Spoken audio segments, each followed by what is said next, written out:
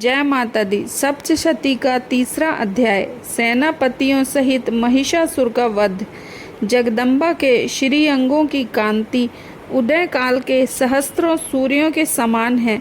वे लाल रंग की रेशमी साड़ी पहने हुए हैं। उनके गले में मुंडमाला शोभा पा रही है। दोनों स्तनों पर रक्त चंदन का लेप लगा है।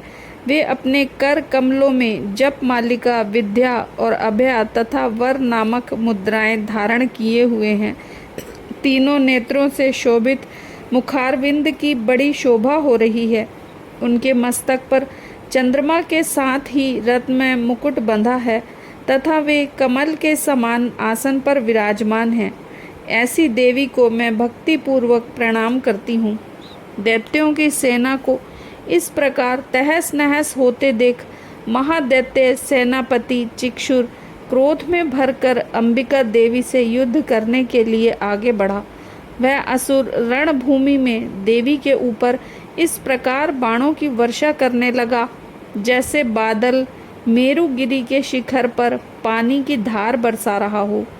तब देवी ने अपने बाणों से उसके बाण समूह को अनायास ही काटकर उसके घोड़ों और सारथियों को भी मार डाला। साथ ही उसके धनुष तथा अत्यंत ऊंची ध्वजा को भी तत्काल काट गिराया। धनुष कट जाने पर उसके अंगों को अपने बाणों से बींध डाला।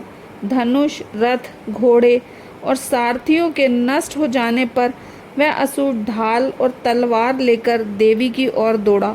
उसने तीखी धार वाली तलवार से सिंह के मस्तक पर चोट करके देवी की भी बाईं भुजा में बड़े वेग से प्रहार किया। राजन, देवी की बाह पर पहुंचते ही वह तलवार टूट गई। फिर तो क्रोध से लाल आंखें करके उस राक्षस ने शूल हाथ में लिया और उसे उस महादैत्य ने भगवती भद्रकाली के ऊपर चलाया। वह शूल आकाश से गिरते हुए सूर्यमंडल की भांति अपने तेज से प्रज्वलित हो उठा। उस शूल को अपनी ओर आते देख देवी ने भी शूल का प्रहार किया। उससे राक्षस के शूल के सैकड़ों टुकड़े हो गए। साथ ही महादैत्य चिक्षुर की भी धज्जियां उड़ गईं और वह प्राणों से हाथ धो बैठा। महिषासुर के सेनापति उस महापराक्रमी चिक्षुर के मार जाने पर देवताओं को पीड़ा देने वाला चामर हाथी पर चढ़कर आया। उसने भी देवी के ऊपर शक्ति का प्रहार किया, किंतु जगदम्बा ने उसे अपने हुंकार से ही आहत एवं निष्प्रभ करके तत्काल पृथ्वी पर गिरा दिया। शक्ति टूटकर गिरी हुई चामर को देखकर बड़ा क्रोध हुआ। अब उसने शूल चलाया, किंतु देवी ने उसे भी अपने बाणों द्वारा काट डाला। इतने में ही देवी का सिंह उछलकर हाथी के मस्तक पर चढ़ बैठा और उस दैत्य के साथ खूब जोर लगाकर बाहुयुद्ध करने लगा। वे दोनों लड़ते लड़ते हाथी से पृथ्वी पर आ गए और अत्यंत क्रोध में भरकर एक दूसरे पर बड़े भयंकर प्रहार करते हुए लड़ने लगे। तदंतर सिंह बड़े वेग से आकाश की ओर उछला और उधर से गिरते समय उसने पंजों की मार से चामर का सिर धड़ से अलग कर दिया। इस प्रकार उदग्र भी शिला और वृक्ष आदि की मार खाकर रणभूमि में देवी के हाथ से मारा गया तथा कराल भी दांतों, मुक्कों और थप्पड़ों की चोट से धराशायी हो गया। क्रोध में भरी हुई देवी ने गदा की चोट से उद्धत का कचूमर निकाल डाला। भिंदीपाल से वाशकल को तथा बाणों से ताम्र और अंधक को मौत के घाट उतार दिया। 3 नेत्रों वाली परमेश्वरी ने त्रिशूल से उगास्य उग्रवीर तथा हनाहनु नामक दैत्य को मार डाला। तलवार की चोट से विडाल के मस्तक को धड़ से काट गिराया। दुधुर और दुर्मुख इन दोनों को भी अपने बाणों से यमलोक भेज दिया। इस प्रकार सेना का संहार होता देख महिषासुर ने भैंसे का रूप धारण करके देवी के गणों को त्रास देना आरंभ किया। किन्हीं को थूथन से मारकर, किन्हीं के ऊपर खुरों का प्रहार करके, किन्हीं को पूंछ से चोट पहुंचाकर, कुछ को सींगों से विदीर्ण करके, कुछ गणों को वेग से, किन्हीं को सिंहनाद से, कुछ को चक्कर देकर और कितनों को निश्वास वायु के झोंके से धराशायी कर दिया। इस प्रकार गणों की सेना को गिराकर वह असुर महादेवी के सिंह को मारने के लिए झपटा। इससे जगदम्बा को बड़ा क्रोध हुआ। उधर महापराक्रमी महिषासुर भी क्रोध में भरकर धरती को खुरों से खोदने लगा तथा अपने सींगों से ऊंचे ऊंचे पर्वतों को उठाकर फेंकने और गरजने लगा। उसके वेग से चक्कर देने के कारण पृथ्वी शुद्ध होकर फटने लगी। उसकी पूंछ से टकराकर समुद्र अब सब ओर से धरती को डुबोने लगा। हिलते हुए सींगों के आघात से विदीर्ण होकर बादलों के टुकड़े टुकड़े हो गए। उसके श्वास की प्रचंड वायु के वेग से उड़े हुए सैकड़ों पर्वत आकाश से गिरने लगे। इस प्रकार क्रोध में भरे हुए उस महादैत्य को अपनी ओर आते देख चंडिका ने उसका वध करने के लिए महान क्रोध किया। उन्होंने पाश फेंककर उस महान असुर को बांध लिया। उस महासंग्राम में बंध जाने पर उसने भैंसे का रूप त्याग दिया और तत्काल सिंह के रूप में प्रकट हो गया। उस अवस्था में जगदम्बा ज्यों ही उसका मस्तक काटने के लिए उद्यत हुई, त्यों ही वह खड्गधारी पुरुष के रूप में दिखाई देने लगा। तब देवी ने तुरंत ही बाणों की वर्षा करके ढाल और तलवार के साथ उस पुरुष को भी बींध डाला। इतने में ही वह महान गजराज के रूप में परिणत हो गया तथा अपनी सूंड से देवी के विशाल सिंह को खींचने और गरजने लगा। खींचते समय देवी ने तलवार से उसकी सूंड काट डाली। तब उस महादैत्य ने पुनः भैंसे का शरीर धारण कर लिया और पहले की ही भांति चराचर प्राणियों सहित तीनों लोकों को व्याकुल करने लगा। तब क्रोध में भरी हुई जगन्माता चंडिका बारंबार उत्तम मधु का पान करने और लाल आंखें करके हंसने लगी। उधर वह बल और पराक्रम के मद से उन्मत्त हुआ राक्षस गरजने लगा और अपने सींगों से चंडी के ऊपर पर्वतों को फेंकने लगा। उस समय देवी अपने बाणों के समूहों से उसके फेंके हुए पर्वतों को चूर्ण करती हुई बोली। बोलते समय उनका मुख मधु के मद से लाल हो रहा था और वाणी लड़खड़ा रही थी। देवी ने कहा, ओ मूढ़, जब तक मधु पीती हूँ तब तक तू क्षण भर के लिए खूब गर्ज ले। मेरे हाथ से यही तेरी मृत्यु हो जाने पर अब शीघ्र ही देवता भी गर्जना करेंगे। ऋषि कहते हैं, यों कहकर देवी उछली और उस महादैत्य के ऊपर चढ़ गई। फिर अपने पैर से उसे दबाकर उन्होंने शूल से उसके कंठ में आघात किया। उनके पैर से दबा होने पर भी महिषासुर अपने मुख से उसके अभी आधे शरीर से ही वे बाहर निकलने पाया था कि देवी ने अपने प्रभाव से उसे रोक दिया। आधा निकला होने पर भी वह महादैत्य देवी से युद्ध करने लगा। तब देवी ने बहुत बड़ी तलवार से उसका मस्तक काट गिराया। फिर तो हाहाकार करती हुई दैत्यों की सारी सेना भाग गई तथा संपूर्ण देवता अत्यंत प्रसन्न हो गए। देवताओं ने दिव्य महर्षियों के साथ दुर्गा देवी का स्तवन किया। गंधर्व राज गाने लगे तथा अप्सराएं नृत्य करने लगीं। इस प्रकार श्री मार्कंडेय पुराण में सावर्णित मनवंतर की कथा के अंतर्गत देवी महात्म्य में महिषासुर वध नामक तीसरा अध्याय पूरा हुआ। जय माता दी।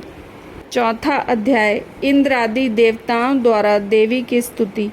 सिद्धि की इच्छा रखने वाले पुरुष जिनकी सेवा करते हैं तथा देवता जिन्हें सब ओर से घेरे रहते हैं, उन जया नाम वाली दुर्गा देवी का ध्यान करें। उनके श्री अंगों की आभा काले मेघ के समान श्याम है। वे अपने कटाक्षों से शत्रु समूह को भय प्रदान करती हैं। उनके मस्तक पर आबद्ध चंद्रमा की रेखा शोभा पाती है। वे अपने हाथों में शंख, चक्र, कृपाण और त्रिशूल धारण करती हैं। उनके 3 नेत्र हैं। वे सिंह के कंधे पर चढ़ी हुई हैं और अपने तेज से तीनों लोकों को परिपूर्ण कर रही हैं। ऋषि कहते हैं, अत्यंत पराक्रमी दुरात्मा महिषासुर तथा उसकी दैत्य सेना के देवी के हाथ से मारे जाने पर इंद्र आदि देवता प्रणाम के लिए गर्दन तथा कंधे झुकाकर उन भगवती दुर्गा का उत्तम वचनों द्वारा स्तवन करने लगे। उस समय उनके सुंदर अंगों में अत्यंत हर्ष के कारण रोमांच हो आया था। देवता बोले, संपूर्ण देवताओं की शक्ति का समुदाय ही जिनका स्वरूप है तथा जिन देवी ने अपनी शक्ति से संपूर्ण जगत को व्याप्त कर रखा है, समस्त देवताओं और महर्षियों को पूजनीय उन जगदम्बा को हम भक्ति पूर्वक नमस्कार करते हैं। वे हम लोगों का कल्याण करें, जिनके अनुपम प्रभाव और बल का वर्णन करने में भगवान शेषनाग, ब्रह्मा जी तथा महादेव जी भी समर्थ नहीं हैं। वे भगवती चंडिका संपूर्ण जगत का पालन एवं अशुभ भय का नाश करने का विचार करें। जो पुण्य आत्माओं के घरों में स्वयं ही लक्ष्मी रूप से, पापियों के यहाँ दरिद्रता रूप से, शुद्ध अंतःकरण वाले पुरुषों के हृदय में बुद्धि रूप से, सत्पुरुषों में श्रद्धा रूप से तथा कुलीन मनुष्यों में लज्जा रूप से निवास करती हैं, आप उन भगवती दुर्गा को हम नमस्कार करते हैं। देवी, आप संपूर्ण विश्व का पालन कीजिए। देवी, आपके इस अचिंतनीय रूप का, असुरों का नाश करने वाले भारी पराक्रम का तथा समस्त देवताओं और दैत्यों के समक्ष युद्ध में प्रकट किए हुए आपके अद्भुत चरित्रों का हम किस प्रकार वर्णन करें। आप संपूर्ण जगत की उत्पत्ति में कारण हैं। आप सत्व गुण, रजोगुण और तमोगुण, ये तीनों गुण मौजूद हैं तो भी दोषों के साथ आपका संसर्ग नहीं जान पड़ता। भगवान विष्णु और महादेव जी आदि देवता भी आपका पार नहीं पाते। आप ही सबका आश्रय हैं। यह समस्त जगत आपका अंशभूत है, क्योंकि आप सबकी आधिभूत अव्याकृता परा प्रकृति हैं।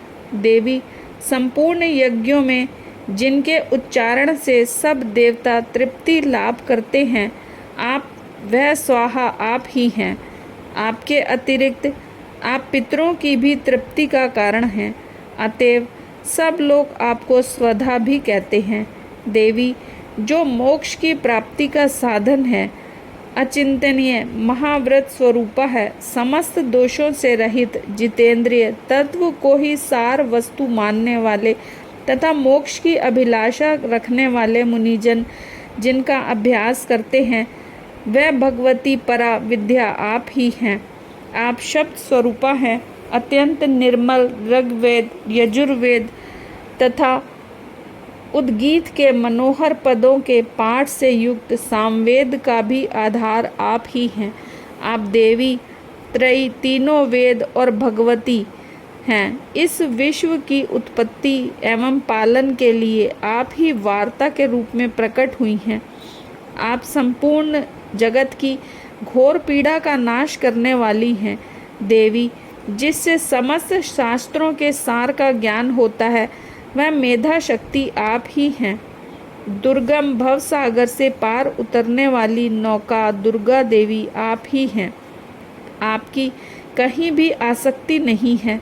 कैटभ के शत्रु भगवान विष्णु के वक्ष स्थल में एकमात्र निवास करने वाली भगवती लक्ष्मी तथा भगवान चंद्रशेखर द्वारा सम्मानित गौरी देवी भी आप ही हैं। आपका मुख मंद मुस्कान से सुशोभित निर्मल पूर्ण चंद्रमा के बिंब का अनुकरण करने वाला और उत्तम सुवर्ण की मनोहर कांति से कमनीय है, तो भी उसे देखकर महिषासुर को क्रोध हुआ और सहसा उसने आप पर प्रहार कर दिया। यह बड़े आश्चर्य की बात है। देवी, वही मुख जब क्रोध से युक्त होने पर उदय काल के चंद्रमा की भांति लाल और तनी हुई बाहों के कारण विकराल हो उठा, तब उसे देखकर जो महिषासुर के प्राण तुरंत नहीं निकल गए, यह उससे भी बढ़कर आश्चर्य की बात है। क्योंकि क्रोध में भरे हुए यमराज को देखकर भला कौन जीवित रह सकता है। देवी, आप प्रसन्न हो। परमात्मा स्वरूपा, आपके प्रसन्न होने पर जगत का अभ्युदय होता है और क्रोध में भर जाने पर आप तत्काल ही कितने कुलों का सर्वनाश कर डालती हैं। यह बात अभी अनुभव में आई है, क्योंकि महिषासुर की ये विशाल सेना क्षण भर में आपके कोप से नष्ट हो गई। सदा अभ्युदय प्रदान करने वाली आप जिन पर प्रसन्न रहती हैं, वे ही देश में सम्मानित हैं। उन्हीं को धन और यश की प्राप्ति होती है। उन्हीं का धर्म कभी शिथिल नहीं होता तथा वे ही अपने हष्ट पुष्ट स्त्री पुत्र और भृत्यों के साथ धन्य माने जाते हैं। देवी, आपकी ही कृपा से पुण्यात्मा पुरुष प्रतिदिन अत्यंत श्रद्धा पूर्वक सदा सब प्रकार के धर्मानुकूल कर्म करता है और उसके प्रभाव से स्वर्ग लोक में जाता है। इसीलिए आप तीनों लोकों में निश्चय ही मनोवांछित फल देने वाली हैं। माँ दुर्गे, आप स्मरण करने पर प्राणियों का भय हर लेती हैं और स्वस्थ पुरुषों द्वारा चिंतन करने पर उन्हें परम कल्याणमयी बुद्धि प्रदान करती हैं। दुख, दरिद्रता और भय हरने वाली देवी, आपके सिवा दूसरी कौन है, जिसका चित्त सबका उपकार करने के लिए सदा ही दयाद्र रहता हो। देवी, इन राक्षसों के मारने से संसार को सुख मिले तथा ये राक्षस चिरकाल तक नरक में रहने के लिए भले ही पाप करते रहे हों, इस समय संग्राम में मृत्यु को प्राप्त होकर स्वर्ग लोक में जाएं। निश्चय ही यही सोचकर आप शत्रुओं का वध करती हैं। आप शत्रुओं पर शस्त्रों का प्रहार क्यों करती हैं? समस्त असुरों को दृष्टिपात मात्र से ही भस्म क्यों नहीं कर देती? इसमें एक रहस्य है। ये शत्रु भी हमारे शस्त्रों से पवित्र होकर उत्तम लोकों में जाएं। इस प्रकार उनके प्रति भी आपका विचार अत्यंत उत्तम रहता है। खड्ग के तेज पुंज की भयंकर दीप्ति से तथा आपके त्रिशूल के अग्रभाग की घनीभूत प्रभा से चौंधियाकर जो असुरों की आंखें फूट नहीं गईं, उसमें कारण यही था कि वे मनोहर रश्मियों से युक्त चंद्रमा के समान आनंद प्रदान करने वाले आपके इस सुंदर मुख का दर्शन करते थे। देवी, आपका शील दुराचारियों के बुरे बर्ताव को दूर करने वाला है। साथ ही यह रूप ऐसा है जो कभी चिंतन में भी नहीं आ सकता और जिसकी कभी दूसरों से तुलना भी नहीं हो सकती, तथा आपका बल और पराक्रम तो उन दैत्यों का भी नाश करने वाला है जो कभी देवताओं के पराक्रम को भी नष्ट कर चुके थे। इस प्रकार आपने शत्रुओं पर भी अपनी दया ही प्रकट की है। वरदायिनी देवी, आपके इस पराक्रम की किसके साथ तुलना हो सकती है तथा शत्रुओं को भय देने वाला अत्यंत मनोहर ऐसा रूप भी आपके सिवा और कहाँ है? हृदय में कृपा और युद्ध में निष्ठुरता, ये दोनों बातें तीनों लोकों के भीतर केवल आप में ही देखी गई हैं। माते, आप शत्रुओं का नाश करके इस समस्त त्रिलोक की रक्षा की है। उन शत्रुओं को भी युद्ध भूमि में मारकर स्वर्ग लोक में पहुंचाया है तथा उन्मत्त दैत्यों से प्राप्त होने वाले हम लोगों के भय को भी दूर कर दिया है। आपको हमारा नमस्कार है। देवी, आप शूल से हमारी रक्षा करें। अंबिके, आप खड्ग से भी हमारी रक्षा करें तथा घंटे की ध्वनि और धनुष की टंकार से भी हम लोगों की रक्षा करें। चंडिके, पूर्व, पश्चिम और दक्षिण दिशा में आप हमारी रक्षा करें तथा ईश्वरी, आप अपने त्रिशूल को घुमाकर आप उत्तर दिशा में भी हमारी रक्षा करें। तीनों लोकों में आपके जो सुंदर एवं अत्यंत भयंकर रूप विचरते रहते हैं, उनके द्वारा भी आप हमारी तथा इस भूलोक की रक्षा करें। अंबिके, आपके कर पल्लवों में शोभा पाने वाले खड्ग, शूल और गदा आदि जो जो अस्त्र हों, उन सब के द्वारा आप सब ओर से हम लोगों की रक्षा करें। ऋषि कहते हैं, इस प्रकार जब देवताओं ने जगत माता दुर्गा की स्तुति की और नंदन वन के दिव्य पुष्पों एवं गंध चंदन आदि के द्वारा उनका पूजन किया, फिर सबने मिलकर जब भक्ति पूर्वक दिव्य धूपों की सुगंध निवेदन की, तब देवी ने प्रसन्न वदन होकर प्रणाम करते हुए सब देवताओं से कहा। देवी बोली, देवताओं, तुम सब लोग मुझसे जिस वस्तु की अभिलाषा रखते हो उसे मांगो। देवता बोले, भगवती ने हमारी सब इच्छा पूर्ण कर दी, अब कुछ भी बाकी नहीं है, क्योंकि हमारा यह शत्रु महिषासुर मारा गया। महेश्वरी, आप इतने पर भी यदि आप हमें और वर देना चाहती हैं तो हम जब जब आपका स्मरण करें तब तक आप दर्शन देकर हम लोगों को महान संकट से दूर कर दिया करें, तथा प्रसन्नमुखी अंबिके, जो मनुष्य इन स्रोतों द्वारा आपकी स्तुति करे उसे वित्त, समृद्धि और वैभव देने के साथ ही उसकी धन और स्त्री आदि संपत्ति को भी बढ़ाने के लिए आप सदा हम पर प्रसन्न रहें। ऋषि कहते हैं, राजन, देवताओं ने जब अपने तथा जगत के कल्याण के लिए भद्रकाली देवी को इस प्रकार प्रसन्न किया, तब वे तथास्तु कहकर वहीं अंतर्ध्यान हो गईं। भूपाल में इस प्रकार पूर्व काल में तीनों लोकों का हित चाहने वाली देवी जिस प्रकार देवताओं के शरीर से प्रकट हुई थी, वह सब कथा मैंने कह सुनाई। अब पुनः देवताओं का उपकार करने वाली वे देवी दुष्ट दैत्यों तथा शुंभ निशुंभ का वध करने वाली एवं सब लोगों की रक्षा करने के लिए गौरी के शरीर से जिस प्रकार प्रकट हुई थी, वह सब प्रसंग मेरे मुंह से सुनो। मैं उसका यथावत वर्णन कहता हूँ। इस